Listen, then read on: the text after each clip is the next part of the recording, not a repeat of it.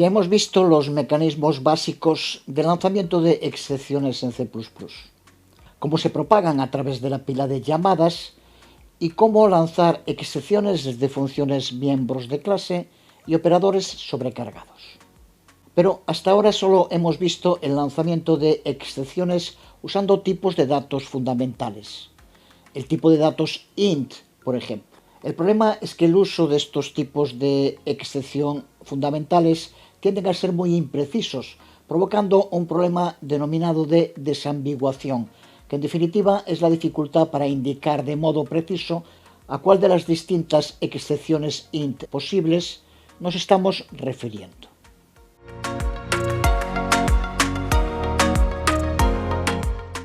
Este es el código de lanzamiento de una excepción desde un operador de sobrecarga subíndice de una clase int_array.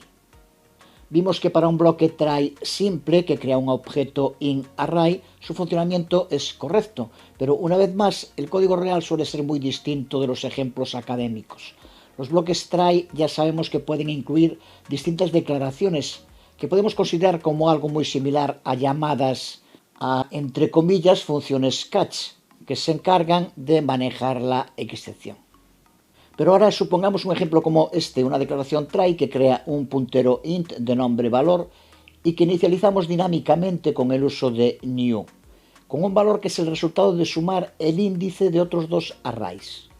No es un ejemplo nada rebuscado y situaciones muy similares a esta las podemos encontrar en códigos no especialmente complejos.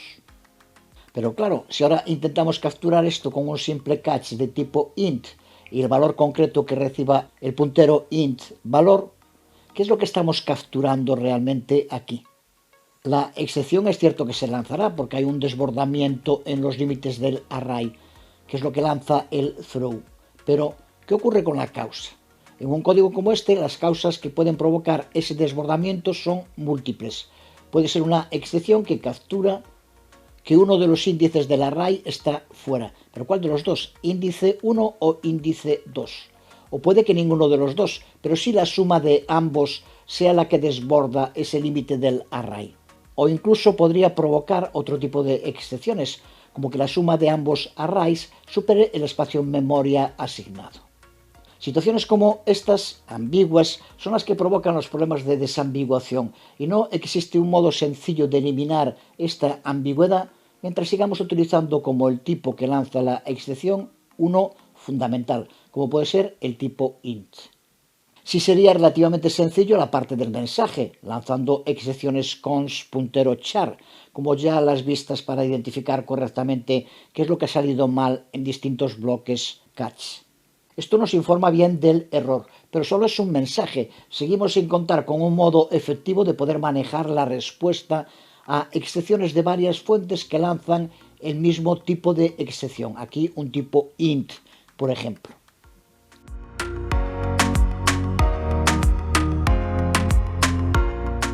Para resolver estas situaciones ambiguas podemos utilizar las denominadas clases exception. Una clase exception es una clase normal, pero que ha sido diseñada específicamente para ser lanzada como una excepción. Aquí se aplica algo que sabemos desde hace tiempo, que cada clase que creemos se convierte en un tipo único, tipo que podemos aplicar como el tipo de excepción en cualquier bloque try-catch. Así que podemos diseñar una clase para que responda a una excepción específica y usar su tipo como el tipo excepción a aplicar, en lugar de uno fundamental como int, como hemos hecho hasta ahora.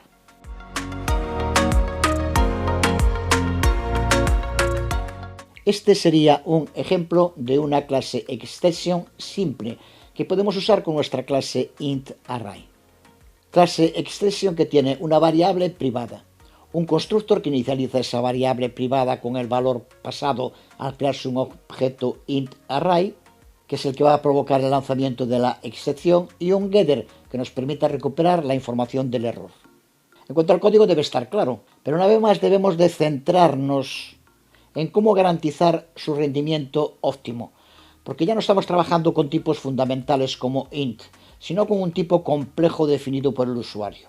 Y son estas situaciones en las que un uso correcto o no en el manejo de la memoria define la diferencia entre un buen y un mal diseño en C++.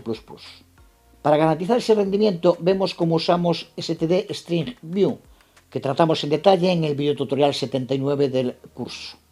Ya sabemos que nos evita la carga de tener que copiar un tipo complejo como es un std string en C++.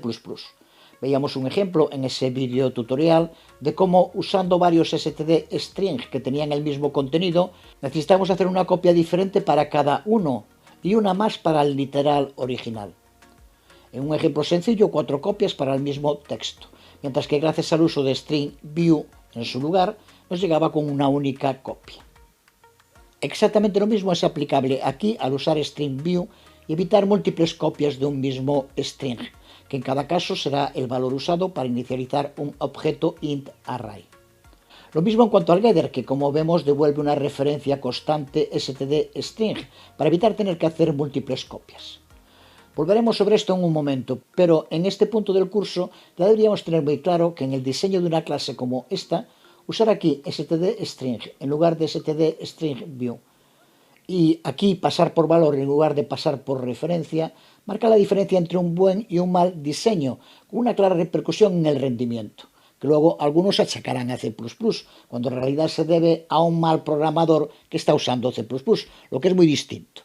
Pero vamos a seguir viendo esta clase creada por nosotros dentro de un programa completo.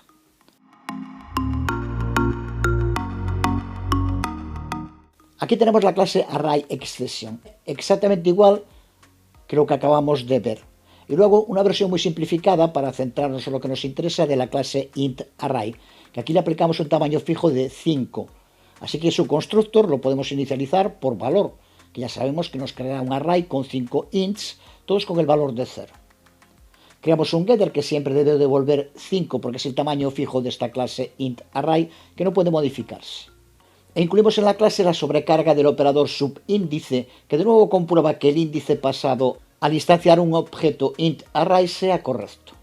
Pero ahora el throw, aquí lo vemos, no lanza un tipo int, sino un tipo ArrayException. Esto permite, aquí en el catch que maneje la excepción, incluir todas las declaraciones específicas que queramos, evitando el problema de ambigüedad que provoca el uso de tipo fundamental como int. Nada nos impide poder usar otros catch que puedan usar como tipo de excepción otros objetos de clases definidas por el usuario. Gracias al uso del tipo ArrayException único, podemos capturar específicamente las excepciones lanzadas por la clase array y tratarlas de modo diferente al de otras excepciones si lo deseamos. Pero de nuevo insistir, estos controladores de excepciones deben capturar objetos de la clase exception por referencia, como vemos aquí, no por valor. Esto evita que el compilador tenga que hacer una copia de la excepción, que recuerda que no es una única copia, es una copia por cada objeto que se cree de esta clase. Aquí una copia por cada vez que se lance una ArrayException, lo que puede acabar teniendo un costo enorme en el rendimiento. Referencia que además hacemos cons para evitar que pueda modificarse la fuente original. Además, siempre que la excepción sea un objeto de clase, el uso de referencias cons nos evita el denominado corte de objetos que ya hemos visto al trabajar con herencias, porque desde luego si la excepción es un objeto de clase, pueden ser clases derivadas, de lo que vamos a hablar en un momento, porque una vez más puede tener importantes consecuencias.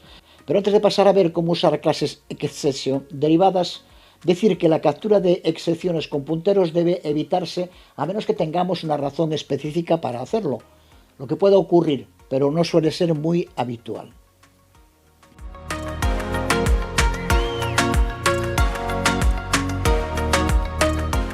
Acabamos de ver que es posible lanzar excepciones desde clases. Y ya sabemos que las clases pueden heredar de otras clases, así que tenemos que considerar lo que sucede cuando usamos una clase derivada como el tipo lanzado por una excepción. Una vez más, es necesario tener muy claro el tipo de relación que se crea entre clases padre y clases derivadas. El uso simbólico de términos de la vida real en programación, como aquí padre-hijos, puede servir para explicar ciertas cosas, pero también puede provocar una mayor confusión si las comparaciones se toman al pie de la letra. En nuestro mundo analógico, un hijo hereda rasgos de un padre, pero a nadie se le ocurriría decir que un hijo es al mismo tiempo el padre. No son clones, son dos seres diferentes que pueden compartir algunos rasgos comunes. En el sentido de heredar rasgos, la comparación sí que es válida. Una clase padre puede tener partes privadas que no son heredadas por sus clases hijas y otras públicas o protected que sí lo son. Pero en cuanto al tipo de relación que se crea entre ambas clases, la comparación falla totalmente. En programación orientada a objetos, y esto es algo muy importante que debemos tener siempre presente, una clase hija o derivada sigue siendo al mismo tiempo la clase padre. De ahí que la relación se defina como es un. En nuestro mundo analógico a nadie se le ocurriría decir que un hijo es a la vez el padre, pues en las herencias entre clases sí que es así. Toda clase derivada es también clase padre, de ahí que se pueda acceder a objetos derivados desde objetos padre. Es otro de esos conceptos confusos, pero con unas implicaciones enormes en programación orientada a objetos.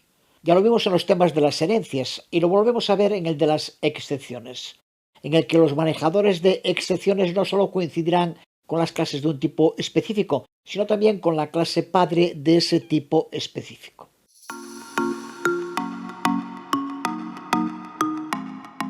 Lo vemos en este ejemplo en el que tenemos una clase padre y una derivada. En main creamos un try que contiene un throw de tipo derivada y dos bloques catch. Uno que recibe una referencia const de tipo padre y otro que recibe una referencia const de tipo derivada. Al ser el tipo throw derivada, podríamos pensar que el catch que se debe activar es el que recibe un tipo derivada, pero vemos en la salida que no ha sido así, que el que se ha activado es el del tipo padre. Una vez más, la genética programática en acción. Para entender lo que ha pasado debemos tener claras dos cosas. La primera es la relación que se crea entre una clase derivada y su clase padre. Toda clase derivada es un padre, no es solo que herede algunas cosas de su clase padre, sino que realmente sigue siendo un padre, así que puede considerarse más como un clon con añadidos que como un hijo. Por eso cuando aquí el programa se encuentre con este primer catch de tipo padre, determinará por esa relación clónica que este tipo es aplicable al throw porque derivada es también un padre. La segunda cosa que debemos tener clara es el modo en el que C++ gestiona el manejo de excepciones una vez lanzadas. Ya sabemos que lo que hace, una vez lanzada la excepción, aquí directamente en el try, es ponerse a buscar un catch que le dé una solución. Y lo hace de modo secuencial. Por eso aquí cuando se encuentra el primer catch de tipo padre, determina, este me vale. Derivada, que es el tipo que ando buscando, es un padre, así que este catch captura y resuelve la excepción. Ya sabemos también que al capturarse la excepción finaliza, así que el siguiente catch ni lo verá. Esto aquí se produce simplemente por la colocación de los catch, porque C++ considerará que los dos tipos padre y derivada son compatibles con el tipo derivada lanzado por la excepción. Así que si lo que queremos es que se ejecute el catch del tipo derivada en lugar del de padre, lo único que tenemos que hacer es cambiar el orden de los bloques catch. De este modo, cuando el try busque un catch que le dé una solución para el tipo lanzado, se encontrará primero con el de tipo derivada, que le vale, así que este catch es ahora el que maneja, resuelve y finaliza la excepción.